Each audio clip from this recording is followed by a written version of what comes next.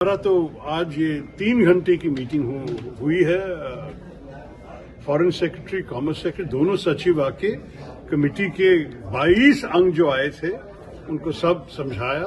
मेरे ख्याल में अंत में करीब 50 से ज्यादा प्रश्न पूछे होंगे हमारे कमेटी के अंग, और इनमें से सारे विषय हमें चर्चा करने का मौका मिला।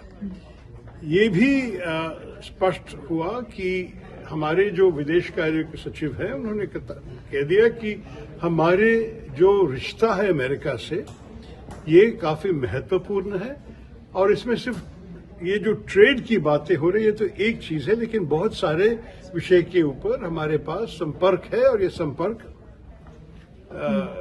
अभी भी चल रहे हैं। कॉमर्स सेक्रेटरी ने भी डिटेल में हमें ये ट्रेड विषय के बारे में बता दिया, और जितने भी क्लैरिफिकेशंस हमारे मेंबर्स चाहते थे ये सारे क्लैरिफिकेशंस उन्होंने दे दिए। आप लोग तो मुझे पूछ रहे थे कि जनरल मुनीर का जो न्यूक्लियर सेबर रैटलिंग जो कहते हैं कि वो न्यूक्लियर तलवार हमारे तरफ दिखाए अमेरिका से, कि इसके बारे में भी चर्चा हुआ। मैं आपको कह सकता हूं कि इस विषय के ऊपर प्रश्न तो पूछा गया था, और जवाब फॉरेन सेक्रेटरी साहब का था कि इस विषय पे हमारी मीटिंग की शुरुआत के समय एक स्टेटमेंट भी हमारे मिनिस्ट्री ने इश्यू की है कि ये बिल्कुल हम कभी भी सीरियसली नहीं ले सकेंगे।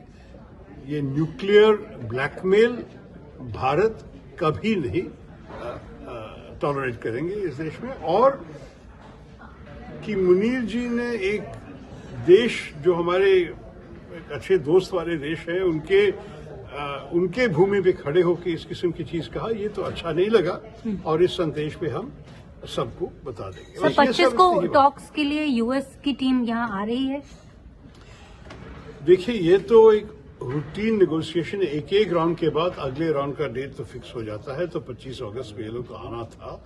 अब तक इसमें कोई चेंज नहीं है, कोई परिवर्तन नहीं है। अगर उनके तरफ से कोई तकलीफ है उस वक्त आने के लिए तो उनको बताना है। अब तक तो किसी ने ऐसे कुछ नहीं बताया। जितने भी चर्चा की ज्यादा इस रिश्ते के ऊपर, और मतलब ये सारे विषय के ऊपर थे।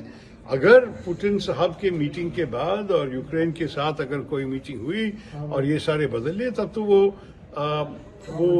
दूसरा जो 25% जो रशिया के ऑयल खरीदने के कारण हमारे ऊपर इम्पोज किया गया है, ये दूसरे 25% तो जाएगा, क्योंकि वो तो सिर्फ ये रशियन युद्ध के कारण थे ना। तो अगर युद्ध नहीं है तो नेचुरली, लेकिन वो पहला 25% से भी हमें असर पड़ रहा है, और उसके ऊपर तो चर्चा करनी चाहिए कि उसको जरा सा कम करने की कोशिश करें।